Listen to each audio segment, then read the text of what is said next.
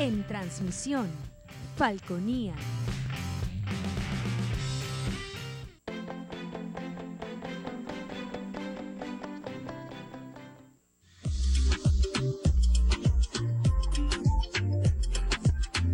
Este programa es de tipo informativo y de opinión, que contiene elementos de lenguaje, salud, sexo y violencia puede ser presenciados por niños, niñas y adolescentes sin la supervisión de sus padres, madres, representantes o responsables. Somos tu canal, somos Falconía.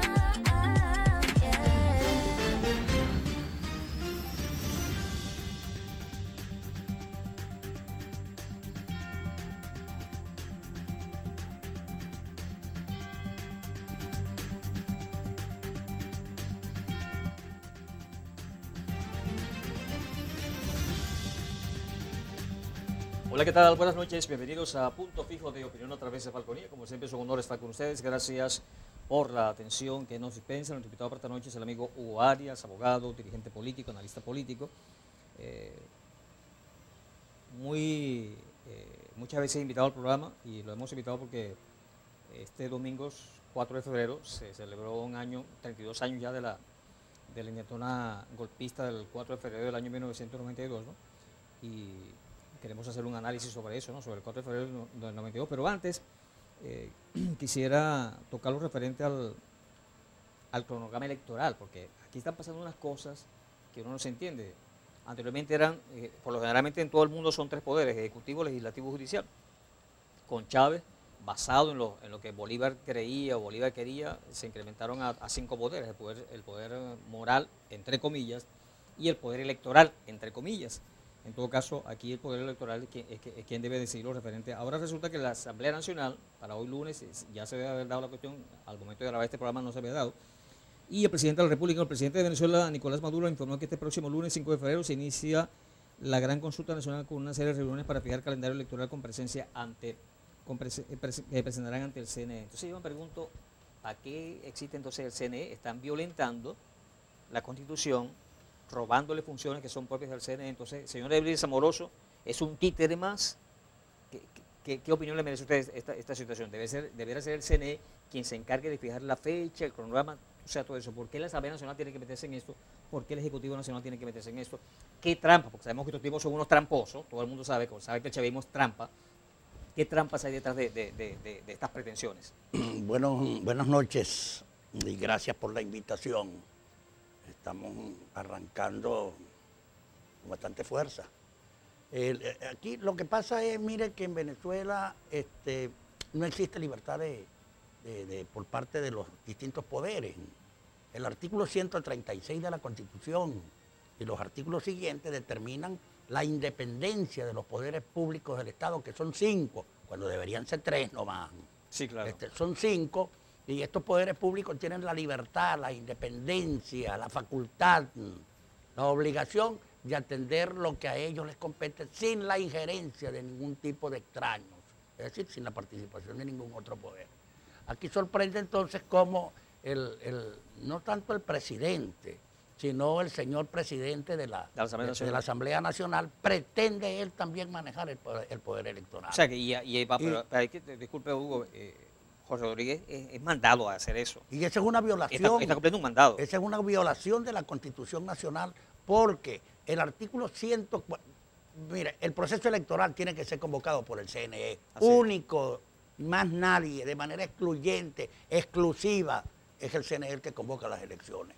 Y el artículo 42, 43 de la Ley Orgánica de Procesos Electorales nos dice cuándo corresponde convocar las elecciones.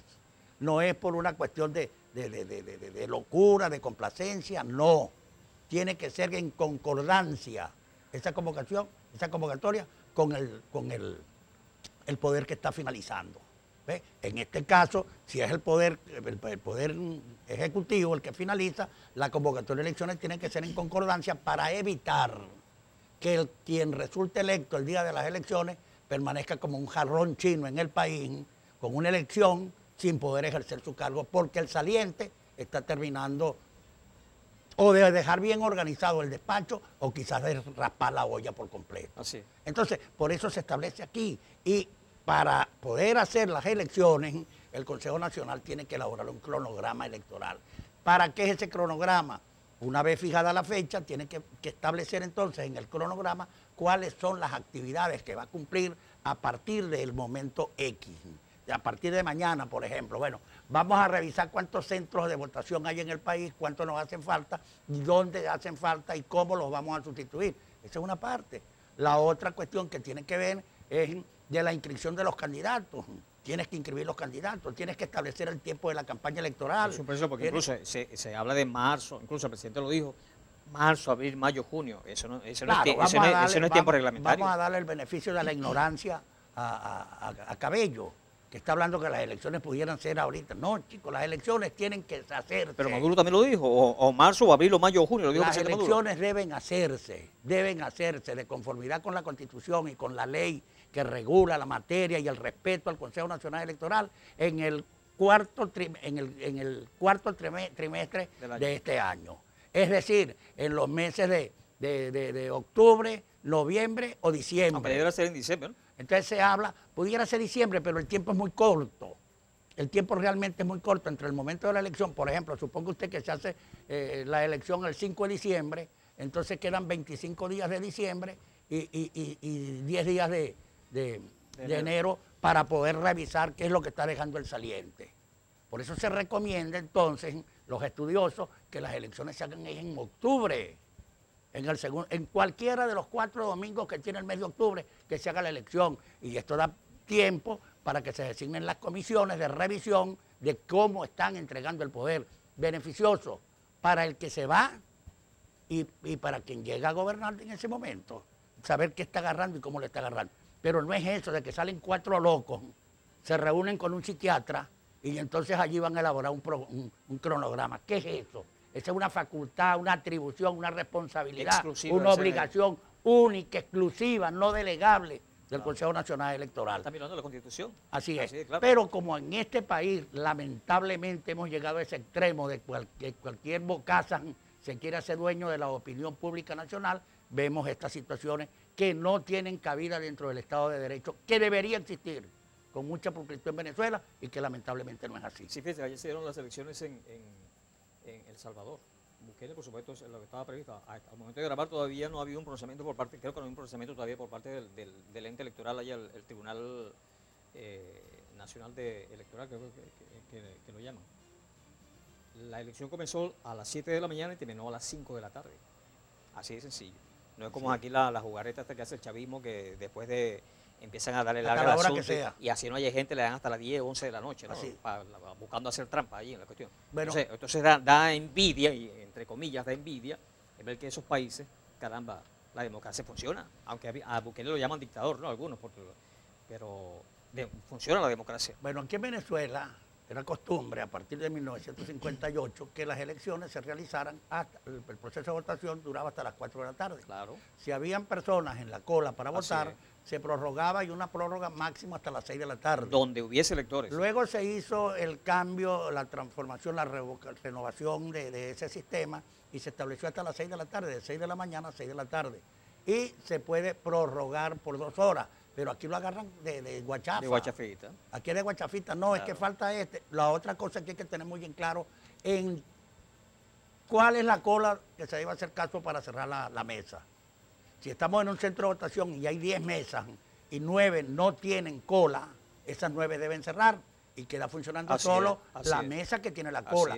No te vas a guiar por la cola de afuera, porque para eso están las autoridades, los colaboradores, en el sentido de revisar dónde van a votar las personas que están allí afuera, en qué mesa, y esas son las mesas que quedan pendientes, pero no dejarlas a todas abiertas, como desgraciadamente sucede en este país, porque no hay respeto a la ley, no hay acatamiento a la disposición legal, y lamentablemente el Plan República, que está llamado para mantener el orden, para resguardar el orden, pasa a ser partícipe de un proceso en el cual él no tiene opinión. Sí, ahora, Hugo, a mí me preocupa esta payasada que están haciendo con la cuestión esta de consultar para el cronograma electoral, porque repetimos, eso es potestad del Consejo Nacional Electoral. Me preocupa porque ¿Qué trampas hay detrás de eso? En serio, mi preocupación es en serio. O sea, Sí. 6 años más con el chavismo sería la destrucción total de Venezuela. Sí, Eso, mira. eso lo sabe todo el mundo. Mira, y lo que pasa es que en el gobierno existe una división interna dentro del grupo de dirigentes que están allí y muchos están negociando su salida del país. Recientemente, después que dijeron que los gringos eran entonces ahora salieron corriendo a reunirse con los gringos en una isla del Caribe. Y una reunión que se realizó el sábado, hasta ayer en la mañana estaban reunidos y se acordaron ciertas cosas que no han salido a la luz pública y que yo tampoco tengo el conocimiento cierto de qué fue lo que se acordó allí. Pero están buscando una de las cuestiones. ¿Y qué es lo que están buscando? En primer lugar, establecer las elecciones para el mes de octubre. En primer lugar. En segundo lugar, revisar las sanciones que han impuesto a algunas personas con las cuales le están invadiendo el derecho político que tiene esa persona para el ejercicio de su actividad. Y esa violación al derecho político del ciudadano conlleva a una violación a los derechos humanos y consecuencialmente, si esto sucede así, habría que denunciar a los autores de la maniobra ante los organismos penales internacionales porque hay una violación a los derechos humanos. Pero ya ese es tema para discutirlo posteriormente. En este momento yo soy un convencido de que las elecciones van en el mes de octubre. Y en el mejor de los casos, vamos a dar el beneficio de la duda y pensemos que se puede hacer en el mes de anterior, septiembre o agosto, que se pueden hacer las elecciones. En vez de hacerlo en el cuarto semestre del año, hagámoslo en el tercero entonces. Si lo que quieres es tener más tiempo o es que te quieres ir rápido del país y lo que si no podemos es adelantar el tiempo de la juramentación, que es el día 10. No es el 9 ni es el 11, es el 10, lo dice la Constitución. ¿Y qué pasa? ¿Qué pasa si tú no te juramentas el 10, como lo dice la Constitución, por un hecho no fortuito, sino que tú no vas por X razón aquí? Bueno, sencillamente que tú, en otras palabras, para que lo entendamos mejor, estás actuando de una manera tácita a la renuncia a juramentarte porque prescribe el lapso para la juramentación y cuando prescribe el lapso, el acto queda eliminado y no hay entonces dónde te vas a juramentar. Es una cuestión que debe verse con mucho cuidado porque si resulta ganador la oposición y la Asamblea Nacional decide que ellos no van a reunirse para juramentarlo, hay que pensar que el TCJ va a juramentarlo. Pero si el TCJ tampoco pudiera hacerlo porque no quieren, pues sencillamente se buscaría a un tribunal cualquiera de aquí en Venezuela y la persona se juramenta. Distinto a los Estados Unidos cuando mataron cuando el ataque cuando mataron al presidente Kennedy, creo que fue. Bueno, donde se juramentó el sucesor, creo que era Johnson, Lyndon B. Johnson, en el avión, cuando iba de un sitio para otro que no se sabía para dónde iba. Y en ese avión se juramentó y lo notificaron a la población norteamericana desde allí y quedó electo como presidente. Aquí no me puedes imponer que tiene que ser obligatoriamente a este o a aquel. Y si los dos están en contra fueron derrotados y se oponen a tu juramentación, que tú tienes libertad para ir a un juzgado cualquiera a juramentar. Bien, hacemos el corte, pero antes vamos con este momento publicitario. ¿Necesitas adaptarte o cambiar tus lentes? Los míos son de Óptica Centrovisión. ¿Y por qué de Óptica Centrovisión? Porque los precios de las monturas y cristales son insuperables. Óptica Centrovisión te ofrece cristales con visión sencilla, bifocales, multifocales, cristales con protección blue, antirreflejos y fotocromáticos con blue y antirreflejos. Si ordenas el trabajo completo, es decir, montura más cristales, te hacemos el examen visual gratis. Óptica Centrovisión te ofrece monturas desde $20, así como lo escuchas, monturas desde $20. Personas todos los días sábados realizamos una jornada visual social de 9 de la mañana a 1 de la tarde, en la cual puedes ahorrarte entre $20 y $30. Contáctanos al 0414-693-3485. Óptica Centrovisión está en la calle Comercio de Punto Pico, enfrente del Ateneo Rubén Ismael Padilla. Óptica Centrovisión, todo para tus ojos.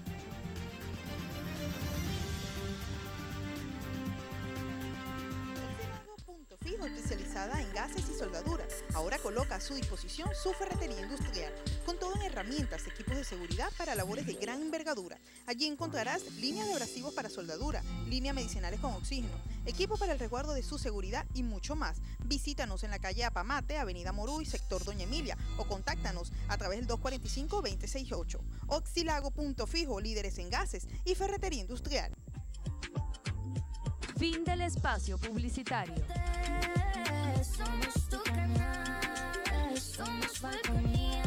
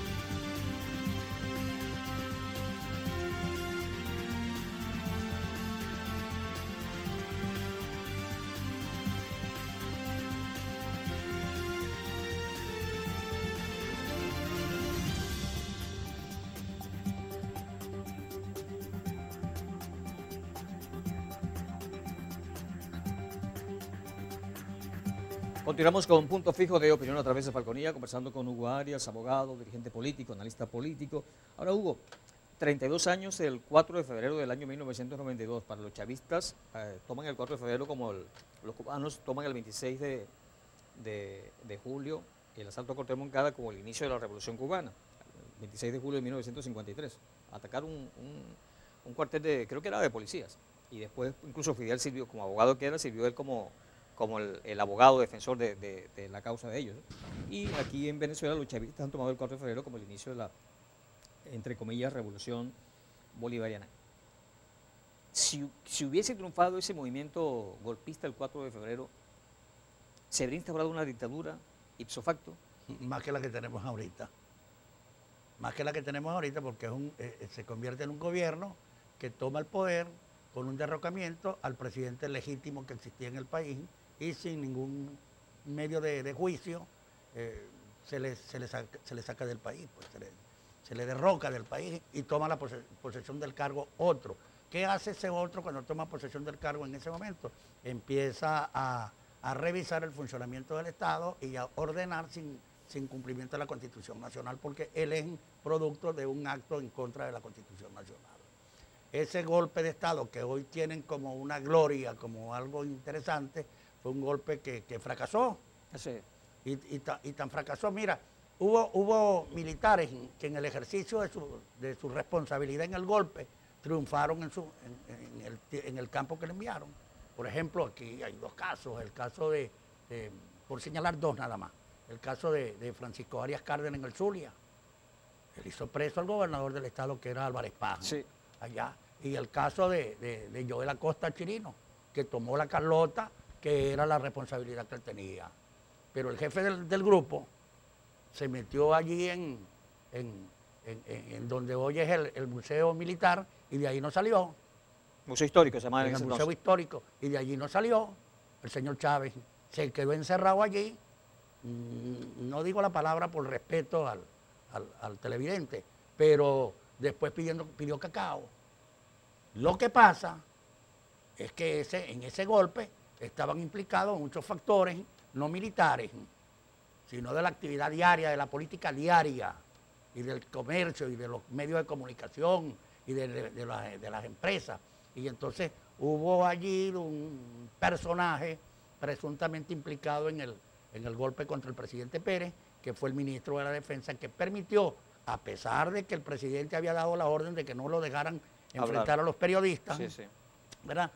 Solo la foto para el periódico. Entonces este ministro, Ochoa Antich, lo dejó hablar, y fue donde se produjo aquel famoso, por ahora Sí, hemos pero fracasado. allí el detalle, Hugo, usted dice que fracasó el golpe ese, y de hecho fue así, pero estamos fracasaron. Yo recordamos las palabras de Hugo Chávez, que el tipo dijo, llamando a la calma al resto de sus compañeros, como Joel Acosta Entregado. y otros, y él dijo, ustedes por allá lograron los objetivos, nosotros acá no logramos, en Caracas no logramos alcanzar los objetivos por ahora, dijo, por ahora. Así es. Eso catapultó a Así Hugo es. Chávez, o sea, que el tipo tenía en mente esa cuestión, y de hecho, esas palabras lo llevaron a ser el presidente de Venezuela y cambiar la política en este país. Ahora la pregunta es, ¿ustedes creen que eso fue Chávez solo que tuvo esa mentalidad y ese conocimiento y esa formación para él producir todo esto que sucedió en ese momento de hacer todo lo que se hizo? Yo pienso que no. Yo pienso que habían sectores del medio ciudadano y político que estuvieron metidos en esto del golpe. Te lo digo porque de alguna manera yo fui testigo presencial de lo que estoy diciendo. Usted era diputado del Congreso de la República. Yo era diputado del Congreso de la República y yo llegué al Parlamento a las 5 de la mañana. Cuando había la información de que iban a volar el Parlamento, llegué a las 5 de la mañana y había un solo diputado allí. Yo fui el segundo en llegar y después empezaron a llegar y a las 6 de la mañana. ¿Quién fue el primer diputado que llegó? Que estaba allí, Henry Ramos Ayú. Ok. Y después entonces llegaron los otros diputados y nos reunimos y fue donde nace la sesión parlamentaria. Qué casualidad. Caldera hace una intervención allí prácticamente de un apoyo muy bien. Hizo una apología cubierto del golpe del golpe de de Estado. Y qué casualidad que quien le sigue en el orden de la palabra es Aristóbulo Isturi. Y que por supuesto agarró el discurso de Caldera para él. Y entonces eso pasó allí. Y luego vino todo el ataque contra David Morales Bello, el ataque publicitario posterior a la sesión en los días subsiguientes. Por las palabras que dijo David Morales Bello, muerte a los golpistas. golpistas. Lo interpretaron como que estaba predicando, estaba pidiendo la muerte física de los golpistas, no, era la muerte política de los golpistas. Y aquí entonces se desató esa campaña que decían de los notables, ¿usted lo recuerda? Claro. Y esos notables ya venían funcionando desde los años 80. Ya estaban funcionando los notables. ¿Y qué querían los notables? La salida del presidente Pérez.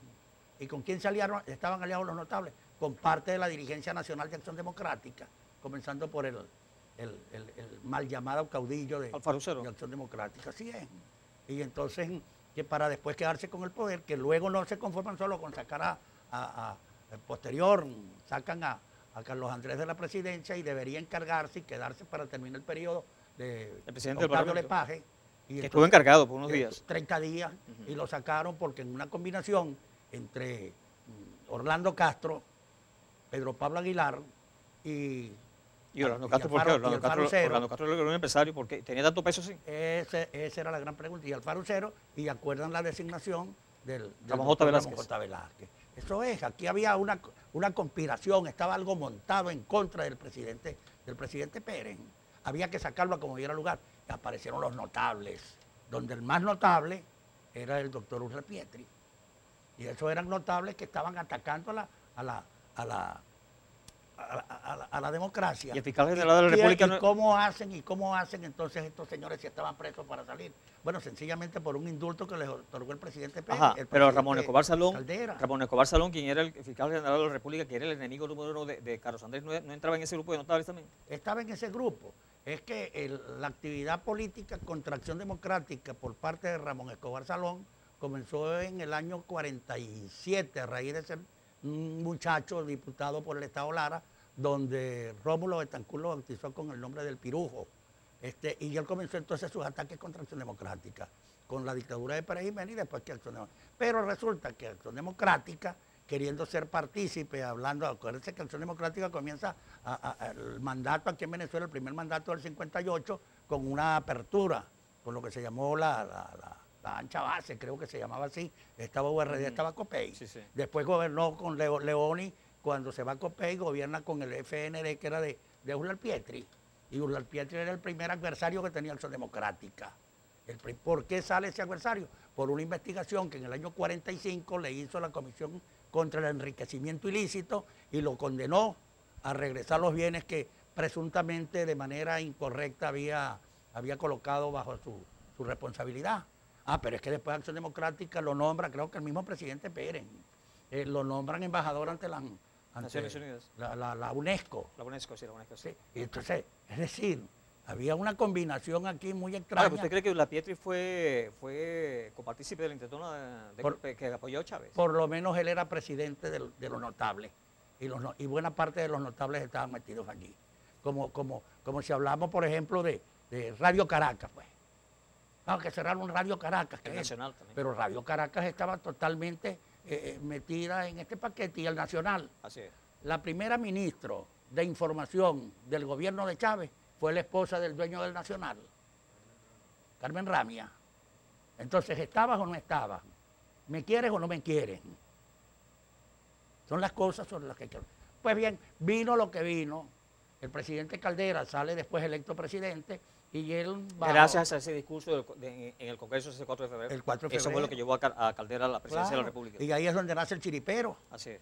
Que todo el chiripero que estaba en este país empezó a rodearse alrededor de Caldera porque veían que era la posibilidad, y no Chávez. Y no Chávez. Porque Chávez estaba preso y Caldera entonces después lo pone en libertad.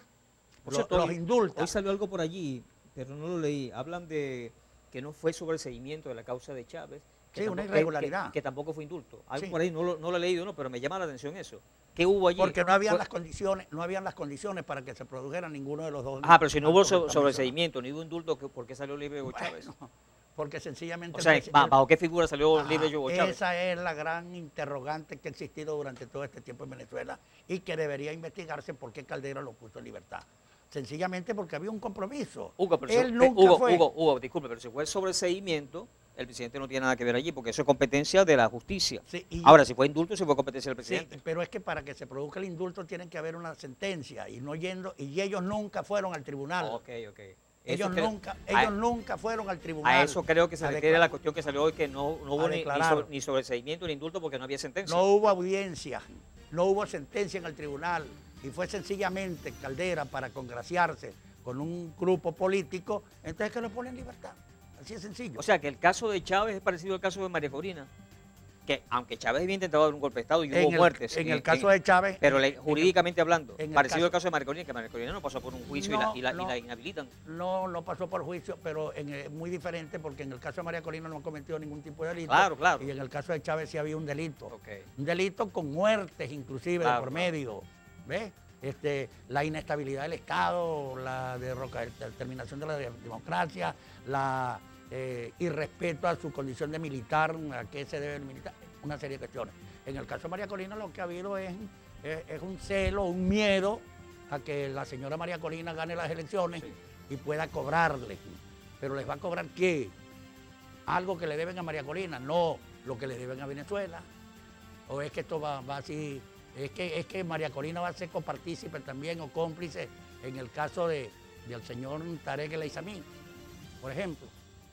Entonces, esto hay que verlo, o va a ser, o no tendrán que demostrar personas allegadas al gobierno su riqueza sobrevenida de manera violenta, ¿verdad? Y eso no es solo a nivel nacional, porque el problema de esta democracia, de esta revolución, es que ellos democratizaron el país, democratizaron la corrupción.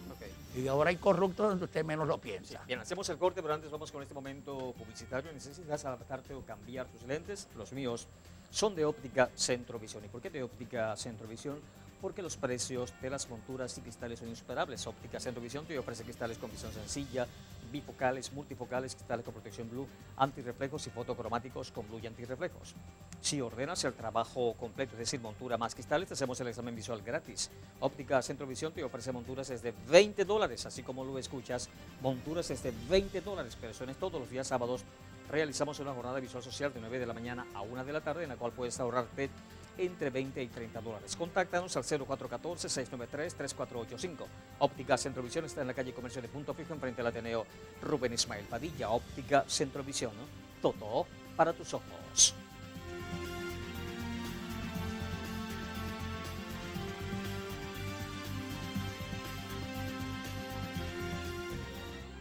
UDEFA, la Universidad de Falcón, con el más alto nivel académico, tu gran oportunidad de crecer profesionalmente en carreras como licenciatura en procesos gerenciales, licenciatura en turismo, derecho, ingeniería ambiental e ingeniería electrónica.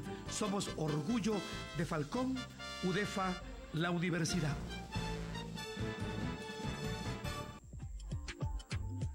Fin del espacio publicitario.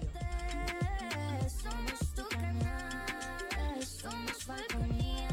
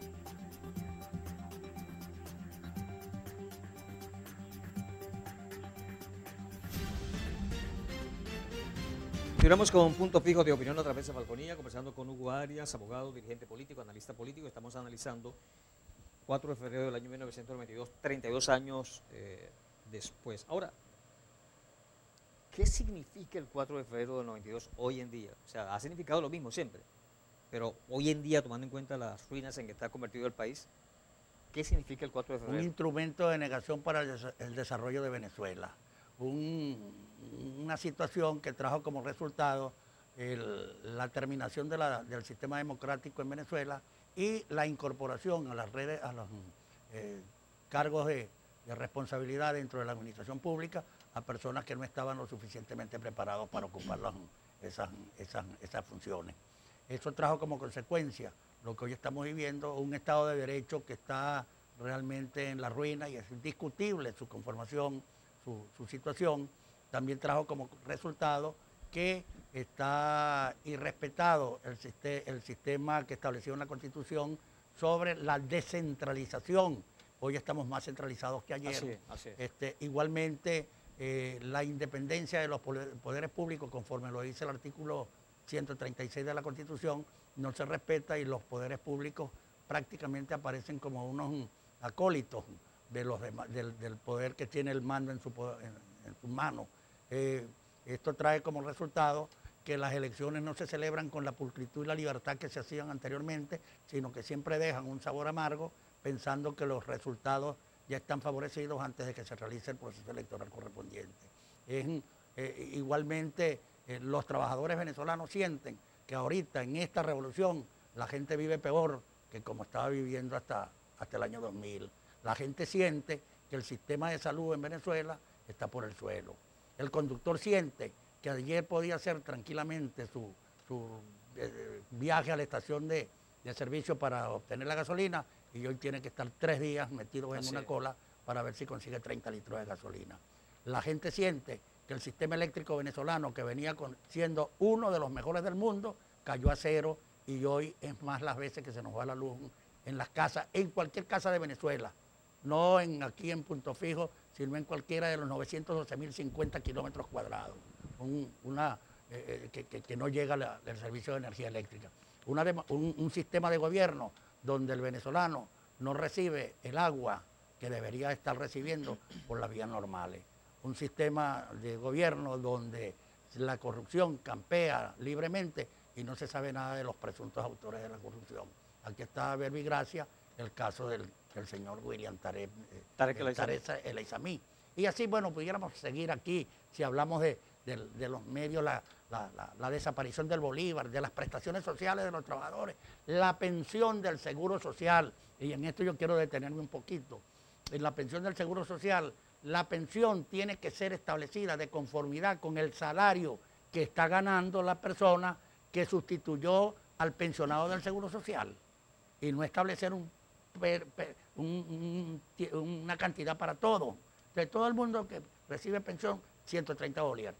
Recordemos una cosa, el Seguro Social es una institución del Estado, de la seguridad social, que forman parte los trabajadores, los empresarios y el Estado como patrono, no como Estado. y son los que mantienen el Seguro Social. Pues bien, ¿qué pasó con el Seguro Social? Que la administración de la revolución agarró y empezó a entregar pensiones a las personas que no habían cancelado las 750 semanas al Seguro Social y quebraron el Seguro Social. Lo rellenaron de pensiones de millones de personas que reciben una pensión de 130 bolívares. A nadie beneficia, a muchos perjudica. Y entonces nos encontramos con que el Seguro Social efectivamente no funciona. Revisemos el sistema de las diálisis en este país. ¿Qué servicios presta el Seguro Social? Y no nos vamos tan lejos, veamos aquí en Punto Fijo. ¿Cuántas unidades de diálisis en buen estado tiene el hospital Calle Sierra? Vamos a revisarlo, vamos a revisarlo. ¿Cuántos quirófanos están funcionando en el hospital? Por señalar 2, 3 casos nada más, pues, porque tampoco la voy a agarrar con el Calle Sierra. Pero lo que sí quiero es que en líneas generales el Seguro Social tiene que volver a su cauce normal. Eso pasó en Revolución. Le quitaron al que no tenía para ponerlo en minusvalía con respecto a los demás. Y entonces establecen una serie de situaciones y de condiciones como si los venezolanos estuviésemos sujetos a la esclavitud, fuésemos parte de una esclavitud que el gobierno quiere establecer cuando nos obliga a hacer una cola para comprar el gas, para hacer una cola para pagar la electricidad. Sí. Y entonces allí nos meten unos servicios ajenos a la electricidad que también nos obligan a pagar. Sí, ahora Hugo, en relación a los presos políticos. En la época de la guerrilla no hubo tantos presos políticos en Venezuela. Pero vamos a hacer una analogía. Gómez, preso político, la dictadura de Juan Vicente Gómez, 27 años en el poder. Marcos Pérez Jiménez, presos políticos. Del 59 al 98 hubo presos políticos, sí, los hubo, pero pocos o muchos. Menos que ahora, mucho menos que ahora. ¿Justificadamente o injustificadamente? Sí, justificadamente. ¿Ah? De manera justificada eran gente que se detenían en la guerrilla, que se sorprendían en actos terroristas. Ok, pero es distinto. Sí. Ajá, en el caso de Chávez había opinión, había libertad de opinión. Ok, en el caso de Chávez y Maduro, presos políticos. Sí, ¿En cuáles de esos sistemas ha habido más presos políticos? Gómez, Pérez Jiménez, la democracia, el chavismo. ¿En cuáles de esos 4 sistemas ha habido más presos políticos? Mire, es un poquito complicado, ¿no? Porque tenemos que hablar sobre Gómez. Gómez gobernó 27 años en Venezuela. Y uno de los actos importantes en el cual hubo muchos presos políticos que fueron enviados inclusive al Castillo de Puerto Cabello fue la celebración del Día de la Juventud en el año 28. De donde tuvieron que salir muchos venezolanos al exterior, y uno de los más... Y eso parió los mejores políticos que ha dado este país. Y uno de los más sacrificados en ese momento fue el doctor Jovito Villalba, a quien le dañaron las piernas de los grillos que le montaban en el castillo. Y mucha gente, y eso trajo como resultado que esos muchachos de ayer que estaban allí, se fueron a terminar de profesionalizarse, de prepararse en el exterior, y luego regresaron aquí a Venezuela. Fueron expulsados por presuntamente comunistas, todos. Luego hubo presos políticos en el tiempo allá y los castigos que se aplicaban eran muy severos. Luego vino la dictadura de Pérez Jiménez, donde hubo también unos campos de concentración.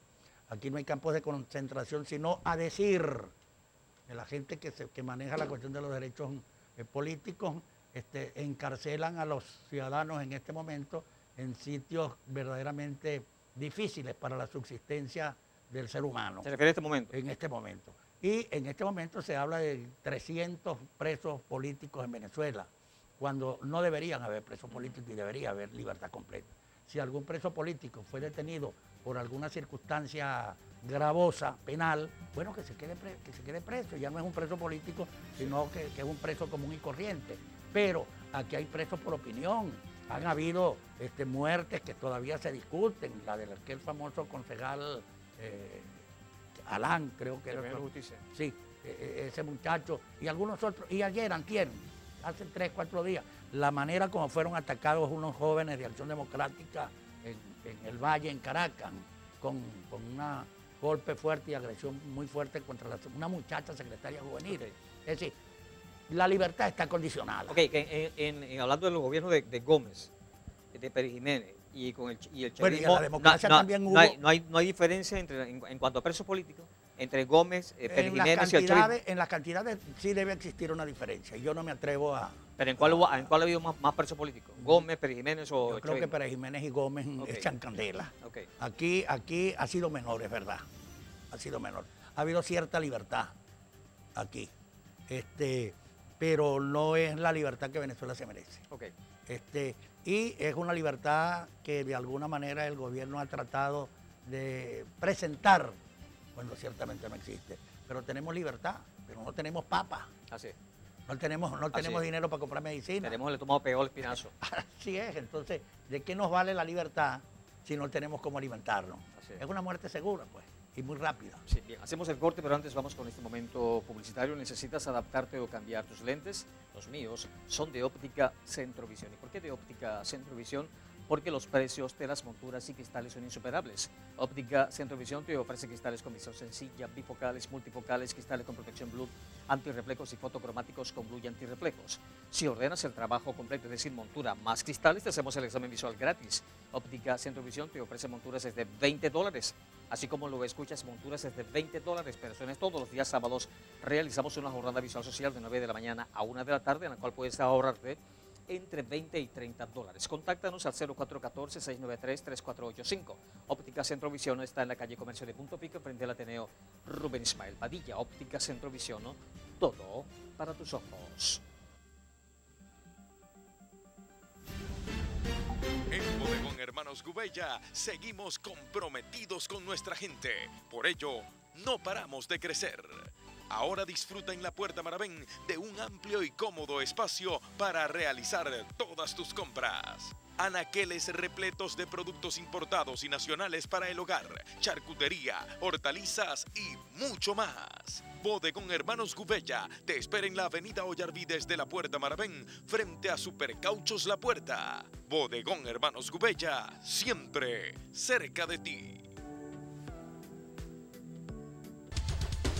Caderco es una agencia naviera dedicada a la tramitación de documentos de importación y exportación y debidamente autorizada por el Ministerio de Finanzas.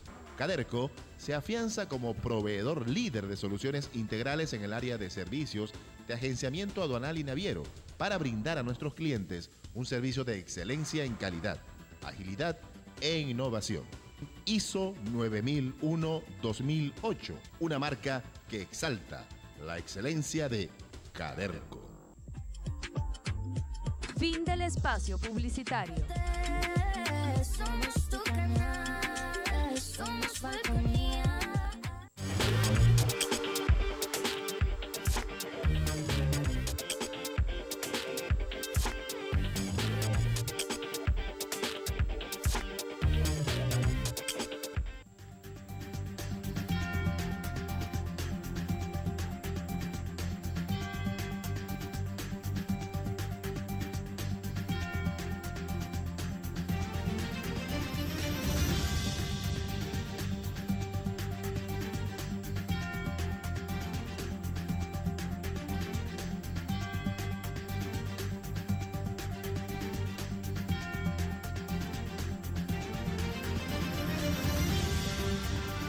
Continuamos con Punto Fijo de Opinión a través de Falconía. Ya este es nuestro último segmento, conversando con Hugo Arias, abogado, dirigente político, analista político. Ahora, yo siempre he pensado que o tal vez o la madurez de la democracia venezolana o la inmadurez de la democracia venezolana le dio a Hugo Chávez la oportunidad de ser candidato y se hizo presidente, ¿no?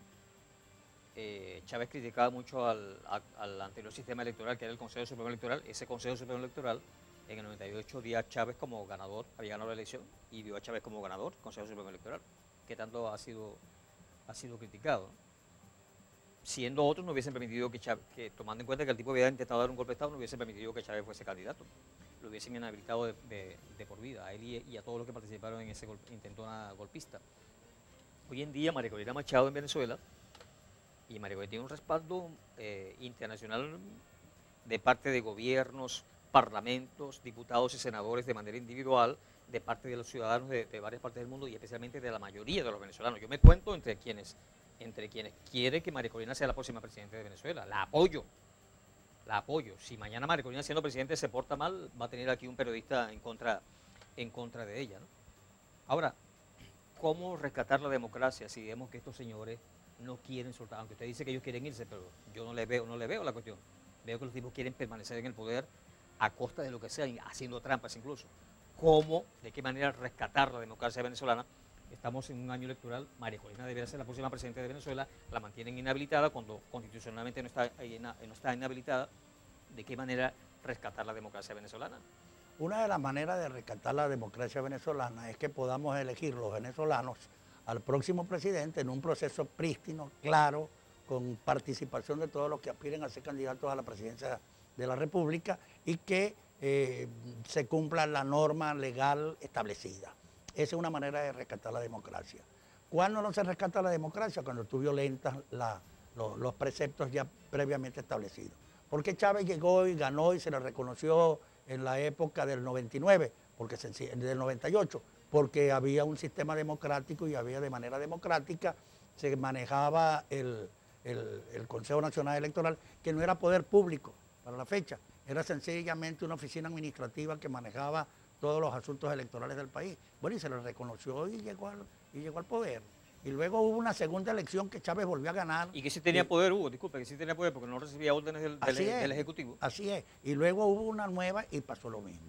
Imagínese hoy, por ejemplo, que el CNE lo nombra el TSJ y el TSJ quiere aparecer como el de mayor poder en Venezuela. Inclusive más poder que el señor presidente de la República. Entonces tenemos esa dificultad. Sin embargo, nosotros los venezolanos tenemos que correr el riesgo, quienes creemos en la democracia, que tiene que haber una forma de reconstruir a Venezuela, de reponer la democracia, y eso lo vamos a conquistar con el medio del voto. Es muy difícil que tú puedas ganar unas elecciones cuando tienes más del 70% en contra, cuando tienes el 80% en contra, y ese 80% que está en contra tuya está a favor de otro candidato. Entonces es muy difícil para ti. Allí es donde empiezan a llegarse los acuerdos, las conversaciones, los arreglos, de qué manera vamos a manejar esto. Ahora, ¿está el CNE en capacidad de adelantar esas cuestiones? Tiene que darnos una demostración con el cronograma electoral. Si le haces caso al presidente de la Asamblea Nacional y a los 4 láteres que lleva para allá para que opinen sobre el cronograma, o tú, CNE, ustedes 5, con su equipo técnico, elaboran el cronograma de participación en las elecciones. Eso es lo que nos va a dar cierta confianza y cierta seguridad para que podamos concurrir. En el caso de la señora María Corina, que se habla de una inhabilitación, es que no ha habido ningún tipo de juicio. Ese es uno de los errores garrafales que ha cometido el gobierno, querer hacer ver que María Corina, la señora María Corina se encuentra inhabilitada. No, ellos no lo ven como un error, Hugo. Ahí es el detalle, no lo ven como un error. No está inhabilitada, y eso es lo que ha ocasionado algunos problemas de instituciones de carácter internacional, de algunos cuerpos gubernamentales de carácter internacional en querer reunir, y se están reuniendo.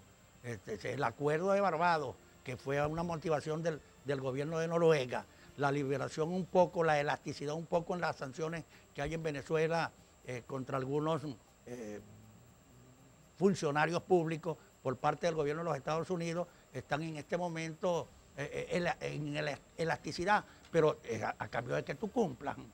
Es decir, tú no vas a ir a la fiesta donde se pone una condición donde tú tienes que pagar y entonces tú no pagas y de paso quieres que te lleve, que la bebida y la comida sea gratis Hugo, para estos días ti. me decía aquí Humberto Arciniega, dirigente del PSUV, que lo tenían apartado, por supuesto, porque era del grupo de Montilla, ¿no? Entonces el actual gobernador apartó todo lo que fue la Montilla, lo apartó. Pero por supuesto sigue siendo chavista y sigue siendo del PSUV. Me decía Arciniega en este programa que con la inhabilitación de María Corina Machado se hizo un acto de justicia, porque María Corina fue una de las que pidió sanciones contra Venezuela. Le digo, bueno, pero entonces los gringos y la Unión Europea obedecen a lo que digan los políticos venezolanos. Vengan a imponer sanciones y le hacen caso a los políticos venezolanos. Yo lamento realmente esa declaración de mi buen amigo Humberto Arciniega. Tenemos una amistad de muchísimos años y nos respetamos en los planteamientos. Pero aquí María Corina no ha pedido sanciones contra nadie. Contra nadie. Ella fue inhabilitada allá por el 2015 sacaron que era porque No, Panamá no. la iba a llevar como delegada, no sé qué también, cosa. también me Ya. como Y luego sacaron que era embajadora porque alterna. la declaración de lo que había recibido, etcétera, etcétera, pero fue por un año.